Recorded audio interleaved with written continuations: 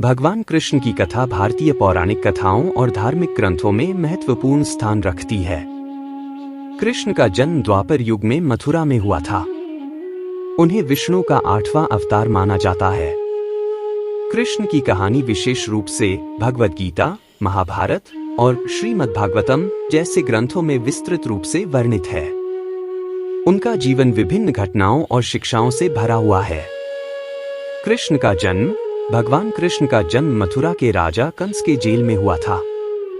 उनके माता पिता वसुदेव और देवकी थे। कंस ने भविष्यवाणी सुनी थी कि देवकी का 8वां संतान उसकी मृत्यु का कारण बनेगा, इसलिए उसने देवकी और वसुदेव को जेल में डाल दिया।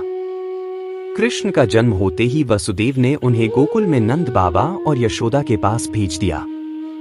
बाल लीला। कृष्ण के बचपन की कई कहानियां हैं, जैसे कि उनके द्वारा माखन चोरी करना, पूतना राक्षसी को मारना और कालिया नाग का नाश करना।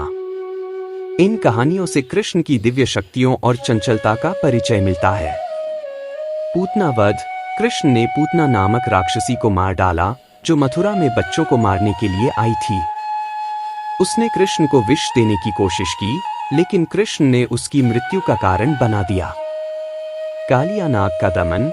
कालिया नामक विषैले नाग ने यमुना जी को जहर से भर दिया था। कृष्ण ने इस नाग को नष्ट करने के लिए पानी में कूदकर उसकी पराजय की और यमुना जी को शुद्ध किया। गोवर्धन पूजा। कंस द्वारा इंद्रदेव के प्रति उपेक्षा किए जाने के बाद कृष्ण ने गोवर्धन पर्वत को अपनी अंगुली पर उठाया और ग्रामवासियों को इंद्रदेव की बारिश से बचाया।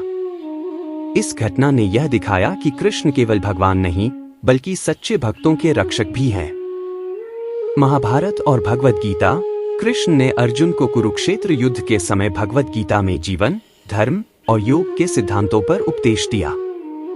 गीता एक महत्वपूर्ण धार्मिक और दार्शनिक ग्रंथ है, जो कर्म, भक्ति और ज्ञान के मार्ग पर मार्गदर्शन प्रदान करता है। कर्म योग। गीता में भगवान कृष्ण ने अर्जुन को कर्म योग का उपदेश दिया, जो कि निष्काम कर्म, बिना फल की चिंता किए हुए कर्म का मार्ग है। इसका तात्पर्य है कि हमें अपने कर्तव्यों का पालन करना चाहिए, बिना फल की चिंता किए। भक्ति योग। भक्ति योग या भक्ति का मार्ग भगवान कृष्ण के प्रति समर्पण और प्रेम की अवधारणा है। इस मार्ग में व्यक्ति भगवान की भक्ति में अपना समर्पण करता है और ईश्वर के साथ एक दिव्य संबंध स्थापित करता है। ज्ञान योग। ज्ञान योग या ज्ञान का मार्ग आत्मा और परमात्मा के ज्ञान पर आधारित है। इसमें व्यक्ति को आत्मा की शाश्वतता और ब्रह्मा, परमात्मा की प्रकृति को समझने की शिक्षा दी जाती है। स्वधर्म और धर्म। गीता में स्वधर्म, व्यक्तिगत कर्तव्य, और धर्म, सार्वभौमिक कर्तव्य का महत्व बताया गया है। अर्जुन को युद्ध में अपनी भूमिका निभाने की प्रेरणा दी गई, जो उसके कर्तव्य और धर्म के अनुसार था। संसार और मोक्ष। गीता में संसार को एक अस्थायी और परिवर्तनशील स्थिति के रूप में वर्णित किया गया है और मोक्ष, मुक्ति को अंतिम लक्ष्य माना गया है। मोक्ष की प्राप्ति के लिए सही कर्म, ज्ञान और भक्ति की आवश्यकता होती है। योग के प्रकार। गीता में विभिन्न प्रकार के योगों, कर्म योग, भक्ति योग, ज्ञान योग का वर्णन किया गया है और यह समझाया गया है कि विभिन्न मार्गों से भी व्यक्ति आत्मा की ऊंचाई तक पहुंच सकता है। गीता का ज्ञान जीवन के विभिन्न पहलुओं पर गहरी समझ प्रदान करता है और व्यक्तित्व के विकास, मानसिक शांति और आध्यात्मिक उन्नति में सहायक होता है। राधा और कृष्ण। कृष्ण और राधा की प्रेम कहानी भक्ति साहित्य में प्रमुख स्थान रखती है। राधा को कृष्ण की सच्ची प्रेमिका और आदर्श भक्ति का प्रतीक माना जाता। राधा और कृष्ण की प्रेम कहानी विशेष रूप से मथुरा और वृंदावन के क्षेत्र से जुड़ी हुई है। राधा, जिनकी विशेष पहचान वृंदावन की एक प्रमुख गोपी के रूप में है, और कृष्ण, जिन्हें भगवान विष्णु का अवतार माना जाता है, का मिलन बचपन में ही हुआ। प्रेम की गहराई। राधा और कृष्ण का प्रेम एक अत्यंत आदर्श और दिव्य प्रेम कथा है। यह प्रेम शारीरिक या सांसारिक नहीं, बल्कि आध्यात्मिक और ईश्वरीय होता है। राधा की कृष्ण के प्रति भक्ति और प्रेम असीम और निस्वार्थ था। कृष्ण भी राधा को अत्यधिक सम्मान और प्रेम देते थे। लीलाएं और भव्यता। राधा और कृष्ण की लीलाएं वृंदावन में मनमोहक खेल और संगीत के रूप में वर्णित हैं। उनके रासलीला, नृत्य और गोवर्धन पूजा जैसी घटनाएं इस प्रेम कथा की महत्वपूर्ण घटनाएं हैं। राधा और कृष्ण की भक्ति और प्रेम की अभिव्यक्ति उनकी लीलाओं के माध्यम से होती है। आध्यात्मिक प्रतीक। राधा और कृष्ण का प्रेम भक्ति, स्नेह और समर्पण का प्रतीक है। यह एक आदर्श प्रेम की कहानी को दर्शाता है, जिसमें राधा के प्रति कृष्ण का प्रेम और राधा का कृष्ण के प्रति प्रेम सच्चे भक्ति और समर्पण का प्रतीक है।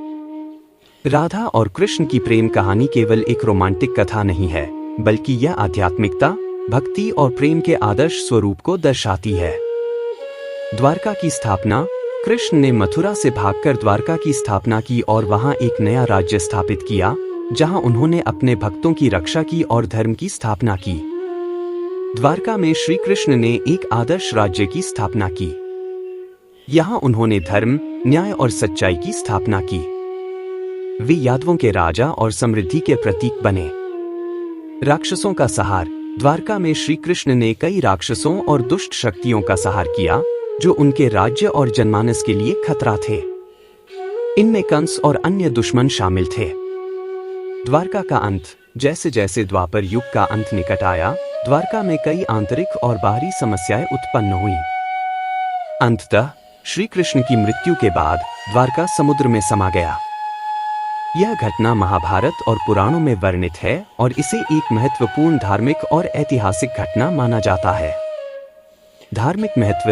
द्वारका लीला भगवान श्री कृष्ण के जीवन के अंतिम अध्याय की कहानी है, जिसमें उनके दिव्य गुण, धर्म के प्रति उनकी प्रतिबद्धता और उनकी असीमित शक्ति का प्रदर्शन होता है। द्वारका आज भी एक महत्वपूर्ण तीर्थ स्थल है और यहाँ भगवान श्री कृष्ण के भक्तों की अत्यधिक श्रद्धा है। भगवान कृष्ण की मृत्यु एक विशेष घटनाक्रम के तहत हुई, जिसे महाभारत और अन्य ग्रंथों में वर्णित किया गया है। उनके जीवन के अंतिम दिनों में कृष्ण द्वारका में निवास कर रहे थे। एक दिन उन्हें यह आभास हुआ कि उनका समय आ गया है और वे धरती पर अपने कार्य समाप्त करने वाले हैं।